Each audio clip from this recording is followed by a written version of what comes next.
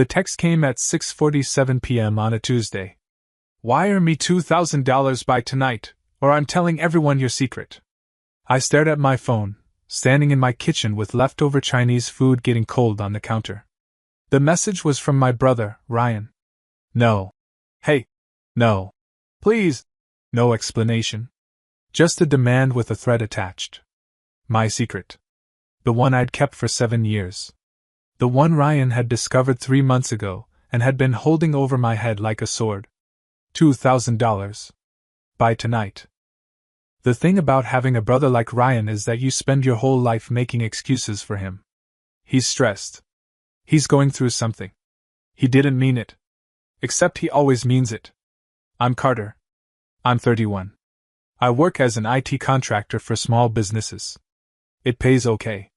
I live in a 1-bedroom apartment in Phoenix with acceptable air conditioning and a neighbor who practices saxophone at 11 p.m. Ryan is 28. 3 years younger. And for as long as I can remember, he's been the golden child. The charismatic one who could charm his way out of anything. When we were kids, Ryan could break something and make it seem like my fault. When we were teenagers, he crashed my car and convinced our parents I'd let him. I lost my car privileges for 6 months. When we were in our 20s, Ryan borrowed $500 for rent. Spent it in Vegas. Never paid me back. But the real betrayal started 7 years ago. Ryan had just graduated high school. Barely. GPA of 2.3. Didn't get into any colleges. Our parents were devastated. I was 24. Had just graduated from state school with a computer science degree. Paid my own way. Worked full-time while taking classes. No debt. No help. That's when Mom called. It's about Ryan. He didn't get into any schools. There's a community college with a good business program. $8,000 a year. But we can't afford it. I knew where this was going. Mom, I don't have that kind of money. But you're working now. Ryan needs this. He's your brother. If we don't help him, he's going to end up working minimum wage forever. Is that what you want? The guilt trip. I had $12,000 saved. My emergency fund. The thing that was supposed to protect me.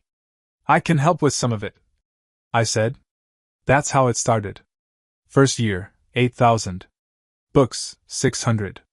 Laptop, $1,000. Living expenses, $300 a month because he couldn't work and study. By the end of community college, $25,000. I was living on rice and beans. Picking up extra freelance work on weekends. Sleeping 4 hours a night because I was working 2 jobs. I stopped going out with friends. Couldn't afford it. Stopped dating. My coworkers would invite me to happy hour, and I'd make excuses. The truth was I had $8 in my checking account until payday. But Ryan was in school. Ryan had a chance. When he transferred to Arizona State, I thought maybe it would stop. Instead, I'm short $10,000 for tuition. I took out a personal loan. 12% interest. This continued for 2 more years. Every semester, another crisis. Tuition. Rent. Emergencies. By graduation, over $60,000. $60,000 I'd scraped together through loans and sacrificing everything. I was 30. Still in the same studio apartment. Driving a car with 180,000 miles. Eating dollar store pasta. But Ryan had a degree. Got a job right out of college. Finance position in Scottsdale. $65,000 a year. Our parents threw him a graduation party. Posted on Facebook. So proud of all his hard work. His hard work. Not mine. Ryan never told them I'd paid for everything. Never paid me back a cent. When I brought it up once, he laughed. Come on, man. We're brothers. You don't keep score with family. I'll pay you back when I'm making real money. But he was making real money. And I was still drowning. 3 months ago, I made a mistake. I was at Ryan's apartment, nice 2-bedroom, pool, gym, helping him set up a TV. His laptop was open. An email notification popped up. From his company. Q3 expense report discrepancy. Preview. We need to discuss several charges that don't match submitted receipts. Ryan saw me looking. What are you doing? Nothing. Notification popped up. His face went hard. Don't touch my stuff. We finished in silence. But I couldn't stop thinking about it. 2 weeks later, family dinner. Ryan showing photos from a work trip to San Francisco. 5-star hotel. Company card. Something didn't sit right. That night I did something I'm not proud of. I remembered his laptop password. 4 digits. His birthday backwards. He never changed it. I logged into his cloud storage. Found a folder. Work stuff. Inside, scanned receipts from expense reports. That's when I saw it. Hotel receipt. San Francisco Marriott. $450 per night for 3 nights. Submitted to his company. But another file. Same hotel. Same dates. $275 per night. He'd photoshopped it. Changed the numbers. Pocketed $525. I kept looking. Dinner receipt. Real cost, $78. Submitted, $145. Flight. Real, $310. Submitted, $485. Over and over. I did the math. In 1 year alone, Ryan had stolen approximately $40,000 from his company. Embezzlement. I sat there feeling sick. This was the person I had sacrificed everything for. The education I'd paid for. And he was using it to commit crimes. The next day, Ryan showed up at my apartment. Let himself in with my spare key. We need to talk. You went through my files. My blood went cold. Ryan, I have tracking software. I saw the login. Your IP address. You're stealing from your company. I'm being creative with expense management. There's a difference. That's embezzlement. That's a felony. He smiled. And you hacking into my files is also a crime. Computer fraud. Unauthorized access. I wasn't hacking. You gave me your password. Did I? In writing? With permission? Pretty sure a lawyer would call that unauthorized access. You need to stop before you get caught. I won't get caught. Because you're not going to tell anyone. Why wouldn't I? Because if you do, I'll tell Mom and Dad the truth. About the $60,000. About how you've been secretly funding my life for 7 years. I stared at him. So what? That makes me look like a good brother. Does it? Or does it make you look pathetic? Like you couldn't say no. Mom and Dad will feel guilty. You'll ruin their image of me and make them miserable. He stepped closer. Plus, all those loans you took out.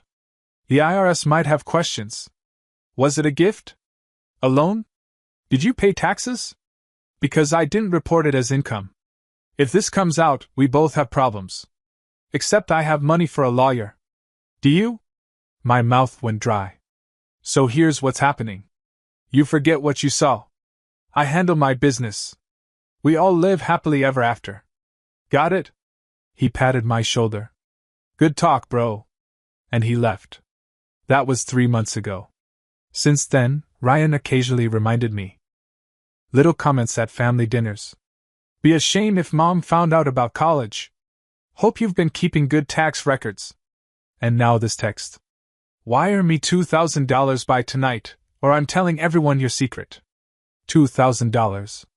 I checked my banking app. $847. I didn't have $2,000. 7 years of sacrificing everything, and I still had nothing. My phone buzzed again. Ryan, I'm serious. Tonight. Or everyone finds out what you've been hiding. What I'd been hiding. That I was a good brother. That I'd sacrificed everything for him. And he was threatening to expose that. While committing felonies. Something shifted in me. Something quiet and cold. I thought about all those nights eating rice and beans while he ate at restaurants. All those extra shifts while he partied. All those sacrifices while he lived comfortably. And now he wanted more. I opened my messages. Typed 4 words. Go ahead. Hit send. Put my phone face down. And waited to see if my brother was stupid enough to actually do it. Spoiler, he was. 20 minutes after I sent. Go ahead. My phone rang. Ryan. I let it ring. Once. Twice. 3 times. 4. It went to voicemail. 30 seconds later, it rang again. I answered. What? What do you mean, go ahead? Ryan's voice was tight. Angry. Don't be stupid, Carter. I'm not being stupid. I'm calling your bluff. This isn't a bluff. I will tell them. I will tell Mom and Dad everything. Okay. Silence on his end. I could hear him breathing.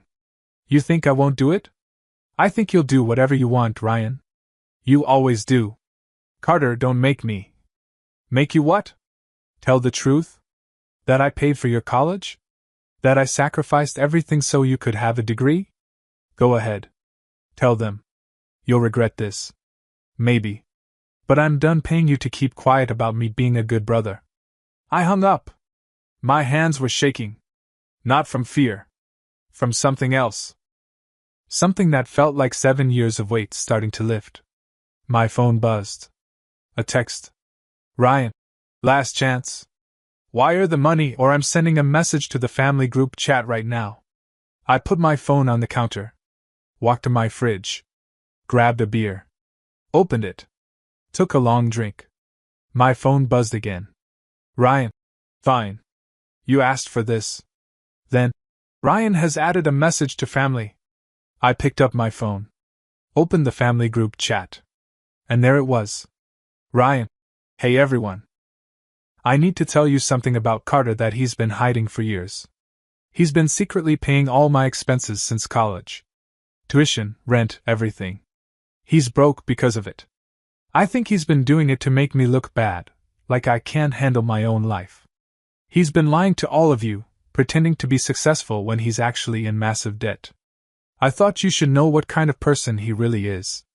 I read it 3 times. He'd actually done it. He'd actually told them.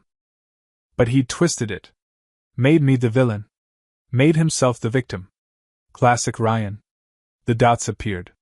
Someone was typing. Mom. Carter, is this true? More dots. Jessica, my older sister.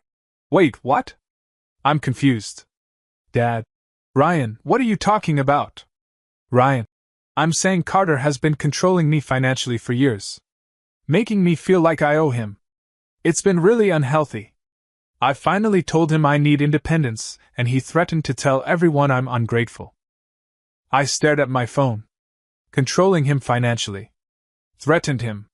Made him feel like he owed me. Every word was a lie wrapped in just enough truth to sound believable. Mom. Carter, please call me. Jessica. This doesn't sound like Carter at all. Ryan. That's because he's been hiding who he really is. He's been secretly bitter about my success for years. I watched the messages pile up. Watched Ryan spin his narrative. Watched my family try to make sense of it. And something in me snapped. Not in an angry way. In a calm, clear way. I'd spent 7 years protecting Ryan. Keeping his secrets. Covering for him. Sacrificing for him. Not anymore. I opened my laptop. Pulled up the folder I'd created 3 months ago. The one I'd almost deleted a dozen times but couldn't quite bring myself to. The one with all of Ryan's expense receipts. Original and altered. Side by side. I'd saved everything that night. Screenshots. PDFs. Comparisons with highlighted differences. I'd told myself it was just for protection. In case Ryan ever tried something. Well, he'd tried something. I opened a new document. Started typing. It took me 40 minutes to write. I fact-checked every detail. Included specific dates, amounts, and documentation. When I was done, I had a 3-page summary of everything. Every dollar I'd given Ryan. Every tuition payment. Every rent check. Every emergency. Every altered expense receipt. Every fraudulent reimbursement. Every dollar he'd stolen from his company. I attached 12 images. 6 showing original receipts. 6 showing the altered versions he'd submitted. Hotel bills. Dinner receipts. Flight costs. all with clear timestamps and metadata. At the bottom, I added one line. Ryan's company is Pinnacle Financial Services. His direct supervisor is David Chen. Their fraud hotline is 480-555-0147. I've included documentation that shows approximately $40,000 in falsified expense reports over the past 14 months. I read it through one more time. Made sure every word was accurate. Every fact was checkable. Then I did something I never thought I'd do. I posted it publicly. Not to the family group chat. To Facebook. To my timeline. Public setting. Not out of revenge. Out of exhaustion. Out of being done with secrets and lies and manipulation. I hit post at 8:47 p.m. Added one sentence as the caption. Since my brother decided to share family business publicly, here's the complete story. All documentation is real and verifiable. Then I turned off my phone. Sat back in my chair. And waited. I turned my phone back on at 10:30 p.m. 157 notifications. The post had been shared 43 times. Mostly by friends who knew me. Some by people I barely remembered from college. The comments were, a lot. Holy shit, Carter. I had no idea. Your brother is a piece of work. You paid for his entire college? Wait, he's committing fraud? This is wild. But mixed in with my friends' comments were others. From people I didn't know. I work at Pinnacle. Forwarding this to HR right now. My husband is a manager there. This is a huge deal. Someone needs to contact their compliance department. And then, at 10:47 p.m., a comment that made my stomach drop. This is David Chen. I'm Ryan's supervisor at Pinnacle. I need you to call me immediately. This is my cell, 480-555XXXX. It was really him. His profile showed he was a senior director at Pinnacle Financial Services. I stared at that comment. Ryan's boss had seen my post. My phone buzzed in my hand. Unknown number. I answered. Hello? Is this Carter? A man's voice. Professional. Tense. Yes. This is David Chen. I'm Ryan's supervisor at Pinnacle. I just saw your Facebook post. Yeah? That's real. All of it. I need you to send me everything you have. Every receipt, every document. Can you do that tonight? Tonight? Yes. This is a serious allegation. If what you're showing is accurate, this is criminal fraud. I need to verify it immediately and contact our legal team. My mouth was dry. I can send it now. Please do. My email is chen@pinnaclefinancial.com. And Carter? Yeah? Thank you for bringing this to our attention. If this is real, you may have saved the company significant money. And possibly saved other employees from being caught up in this. We hung up. I forwarded him everything. Every screenshot. Every comparison. Every piece of documentation I had. Send it at 10:52 p.m. At 11:03 p.m., my phone rang again. Different unknown number. Hello? Carter Hayes? A woman's voice this time. Yes? This is Detective Sarah Morrison with the Phoenix Police Department, Financial Crimes Unit. I'm calling about a complaint we received regarding potential embezzlement at Pinnacle Financial Services. Are you the person who posted documentation on social media? I sat down. My legs felt weak. Yes. That was me. I need to ask you some questions. First, how did you obtain these documents? I explained everything. The email I'd seen. The cloud storage access. Ryan's threat. Everything. And you're certain these documents haven't been altered by you in any way? I'm certain. I saved them exactly as I found them. The metadata should prove that. Good. We'll need that. Mr. Hayes, I want you to understand something. What you've provided appears to show a pattern of fraud. If verified, this is a serious crime. Your brother could face felony charges. I understand. We'll need you to come in tomorrow to give a formal statement. Can you do that? Yes. Good. Someone from our office will contact you in the morning with details. She paused. Mr. Hayes, one more thing. You should know that we're executing a search warrant tonight. Officers will be going to your brother's residence to seize his laptop and financial records. Tonight. As in right now. Okay. Do not contact your brother. Do not discuss this case with anyone except your attorney. Understand? I understand. We hung up. I sat there in my apartment. In the silence. It was 11:14 p.m. In the span of 4 hours, I'd called my brother's bluff, exposed his fraud, been contacted by his boss, and had police tell me they were executing a search warrant. 4 hours. My phone buzzed. The family group chat. Mom. Carter, what did you do? Ryan. You're dead to me. Dead? Do you understand what you've done? Jessica. Someone please explain what's happening. Dad. Carter, call your mother right now. I didn't respond. Instead, I opened my laptop. Checked Facebook one more time. The post had been shared 87 times now. And there, in the comments, a new one from David Chin. Update. We've confirmed the documentation. We're working with law enforcement. Ryan Hayes is terminated effective immediately and will face criminal charges. Thank you to Carter Hayes for his integrity in coming forward. It was done. The secrets were out. The truth was public. And Ryan's carefully constructed life was falling apart. My phone rang. Ryan. I stared at his name on the screen. Then I declined the call. Blocked his number. And for the first time in 7 years, I felt something I'd almost forgotten. Peace. I didn't sleep that night. At 11:47 p.m., my phone buzzed. Unknown number. This is Detective Morrison. Officers are at your brother's residence now executing the search warrant. I'll update you tomorrow. Police were at Ryan's apartment. Right now. Because of me. I got up. Paced. Sat down. Got up again. My hands were shaking. 7 years of being used, and it was finally ending. At 12:14 a.m., Mom called. Carter, what have you done? She was crying. The police are at Ryan's apartment. They have a warrant. They're taking everything. I heard Dad in the background. Carter, the police said something about fraud. What did you tell them? The truth. You destroyed your brother over money you chose to give him? Mom, he's been stealing from his company. $40,000. I have proof. You don't know that. Maybe it was a mistake. Made 40 times? Mom, stop. He's your brother.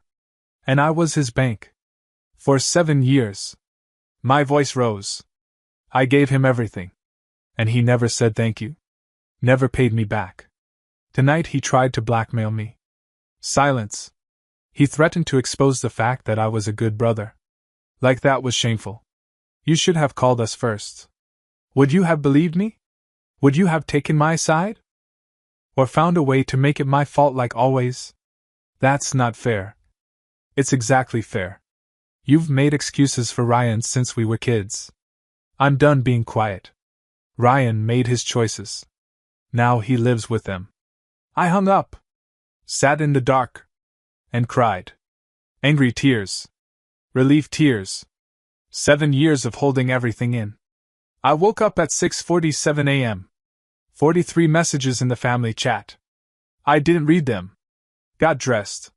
Drove to the coffee shop. I needed normal people doing normal things. The barista made my regular coffee. I sat by the window. Jessica called. Carter, Mom's hysterical. What happened? I told her everything. He tried to blackmail you? Yeah. And he's been stealing? Yeah. Long silence. Are you okay? She asked. Nobody had asked me that. Not Mom. Not Dad. Just, what did you do? I don't know. I feel like I blew up the family. You didn't. Ryan did. You stopped covering for him. Mom doesn't see it that way. She never does. But Carter, those receipts, that's deliberate fraud. I know. Then you did the right thing. After we hung up, I felt slightly less alone. The door opened. A woman walked in, spotted me. Carter? Yeah? I'm Jennifer. From Pinnacle. I messaged you on Facebook. My stomach dropped. Oh. Hi. Can I sit? She sat, hands wrapped around her coffee cup. I had to thank you in person. Ryan found out about my DUI. Cornered me. Said he needed me to sign expense reports or he'd tell our boss and I'd lose my job. Her hands shook. I was terrified. Student loans. Rent.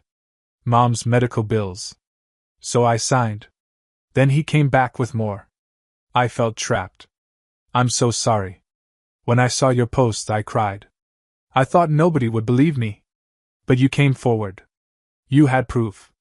I was terrified. I admitted. But you did it anyway. That's courage. We talked for 20 minutes. When she left, she hugged me. Thank you for being brave. I sat there thinking about how many people Ryan had hurt. How many times I'd almost let him keep hurting. Walking to my car, I saw it. Dad's truck. In my parking lot. He was waiting. I walked over.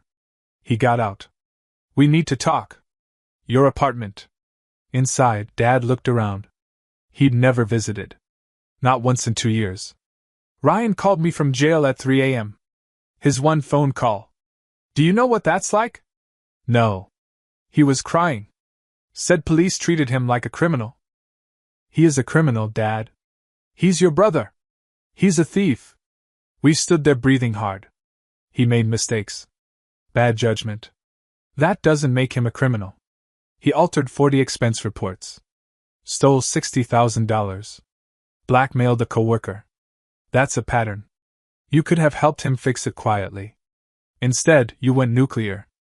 I did talk to him. 3 months ago. He threatened me. So I stayed quiet. Then last night he demanded money. I was done. So you went to the police? No. I called his bluff. Posted the truth. The police contacted me. Dad sat down. Looked older. If what you're saying is true, it's true. I have documentation. It's all verifiable. Why didn't you tell us? Would you have believed me? He didn't answer. We sat in silence. He's going to prison, isn't he? Probably. Dad put his head in his hands. How did we get here? You got here by making excuses for 30 years. I got here by refusing to do the same. You really paid for his whole college? Every cent. Why didn't you tell us? Ryan asked me not to. Said it would make him look bad. And you agreed. I was trying to be a good brother. Dad stood. Walked to the door. Stopped. I'm sorry. For not seeing it. For not being there. I'm just sorry. He left. His apology didn't feel as good as I thought it would. At 2 p.m., I gave my statement at the police station. Detective Morrison recorded everything. Your brother claims you manufactured evidence. Check the metadata. Check with his company. It's all verifiable. 2 hours of questions. This wasn't easy, was it? Turning in your brother. No. But you did it anyway. Because it was right. Not because it was easy. When I got home, texts from unknown numbers. David Chin. Our investigation found additional evidence. Ryan was accessing proprietary client information for a side business. Pursuing additional charges for theft of trade secrets. Thank you for your integrity. Jennifer. 2 other women contacted HR today. Ryan did the same thing to them. Your post gave them courage. You saved us. 3 women. Ryan had blackmailed 3 women. Jessica texted. His lawyer says 5 to 7 years if convicted. Plus full restitution. Mom's devastated. But Carter. I'm proud of you. It was hard. But it was right. At 11:58 p.m., my doorbell rang. 2 police officers. Carter Hayes? Yes? Ryan Hayes was arrested 2 hours ago. Multiple counts of fraud, forgery, theft, and attempted extortion. He's being held without bail. Without bail. He made threatening statements about you during processing. Nothing specific enough to charge, but keep your doors locked. If he contacts you, call us immediately. They handed me a card and left. I closed the door. Locked it. Double-checked. Sat on the floor with my back against the door. Ryan was in jail. My brother was in jail. Because I'd finally said no. I looked at yesterday's text. Wire me $2,000 by tonight, or I'm telling everyone your secret. 24 hours. That's all it took for his life to collapse. Not because I destroyed him. Because he destroyed himself. And I'd finally stopped cleaning up the mess. I sat there until sunrise. Crying. Not crying. Feeling everything and nothing. But underneath it all, I felt something I hadn't felt in 7 years. Freedom. 3 months later, I was at the coffee shop when my phone buzzed. Jessica. Sentencing is today. Thought you should know. Ryan's trial had been quick. The evidence was overwhelming. His lawyer advised a plea deal. Guilty on all counts. Thanks. Let me know. An hour later. 4 years in prison. $62,000 restitution to Pinnacle. $60,000 to you. 5 years probation after. It's done. 4 years. I closed my laptop. Walked outside. Sat on a bench. Felt nothing. Then everything. Then nothing again. Mom texted. I hope you're happy. I didn't respond. Dad. Ryan accepted full responsibility in his statement. Said he was ashamed of what he did to you. Thought you should know. Ryan apologized. In court. To a judge. But not to me. That evening, Jessica called. You doing okay? I don't know. Am I supposed to feel good about this? You're allowed to feel complicated. Mom and Dad? Struggling. Keep asking if you'll ever talk to them again. What do you tell them? That you will when you're ready. For what it's worth. Jessica continued. I saw the court documents. The testimony. I didn't know Ryan was capable of that. Neither did I. You saved people, Carter. Those women would still be trapped if you hadn't spoken up. Or I destroyed my family? No. Ryan destroyed it. You stopped pretending it wasn't already broken. A week later, I got an email from Pinnacle. As part of the restitution agreement, monthly payments will begin in 90 days. Additionally, we'd like to offer you a $5,000 reward for bringing the fraud to our attention. $5,000. I forwarded it to my bank. Apply to personal loan balance. The loan I'd taken for Ryan's tuition. 2 weeks after sentencing, prison mail arrived. From Ryan. I held the envelope for 10 minutes before opening it. Carter. I don't expect forgiveness. But I need to say it. You were right. About everything. I spent 7 years taking from you and never thought about what it cost you. I told myself I deserved your help. That brothers take care of each other. But I wasn't taking care of you. I knew what I was doing was wrong. With the expense reports. With the women. With you. I thought I was smart enough to get away with it. I wasn't smart. I was selfish. You gave me everything, education, opportunities, a future, and I threw it away because I wanted more. I'm not asking for forgiveness. Just wanted you to know you were a better brother to me than I ever was to you. I'm sorry. Ryan. I read it twice. Folded it. Put it in a drawer. I didn't know if I believed it. Didn't know if it mattered. But I kept it. 3 months after sentencing, I paid off my last loan.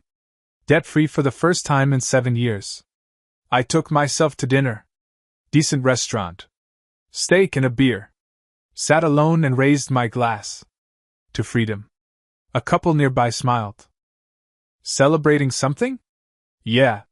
Getting my life back. Later, I updated Facebook for the first time since the post. 3 months ago, I made the hardest decision of my life. Today, I'm debt-free and finally putting myself first. To anyone being taken advantage of by family, you're not selfish for setting boundaries. You're not wrong for choosing yourself. It gets better. Within an hour, 47 likes. Jennifer. Proud of you. Jessica. Love you, little brother. A stranger. I needed to hear this today. Thank you. 6 months after sentencing, Dad called. Your mother and I would like to see you. Just dinner. No pressure. Where? Anywhere you want. The coffee shop on 5th. Tomorrow at 6. We'll be there. They were already seated when I arrived. Mom looked older. Dad looked tired. I sat down. Nobody spoke. Finally, Mom, thank you for coming. We've been seeing a therapist, Dad said, trying to understand where we went wrong. We enabled him, Mom said, voice shaking. For years. We put pressure on you and never asked what it cost you. We're sorry, Dad said. Really sorry. Not just for this year. For everything. For making you invisible. For not being the parents you deserved. I let it settle. I appreciate that. Can we start over? Mom asked. Not forget. But build something new? Maybe. But it's going to be different. I'm not going back to being the one who fixes everything and gets nothing. We understand. We'll do better. I didn't fully believe them. Not yet. But it was a start. We ordered coffee. Talked about neutral things. Work. Retirement. Jessica's job. When we finished, Mom hugged me. Actually hugged me. I love you, Carter. I'm sorry I didn't show it better. I love you too, Mom. 1 year after the post, Facebook reminded me. The post had been shared over 500 times. Over 1,000 comments. One from 2 months ago. I saw this when it went viral. I was in a similar situation. Your story gave me courage to say no. To set boundaries. To stop sacrificing myself. Thank you. You changed my life. Maybe it wasn't all for nothing. Maybe speaking up, even when it destroyed everything, mattered. I looked around my apartment. New furniture. Paid off loans. Actual savings. And something else. Peace. Not perfect peace. But the kind that comes from doing the right thing, even when it was hard. The kind that comes from finally choosing yourself. Jessica texted. Mom says you're coming to Sunday dinner? Yeah. Trying it out. Good. We miss you. The real you. I smiled. Miss you too. Put my phone down. Sat in the quiet. And for the first time in years, the silence didn't feel lonely. It felt like freedom.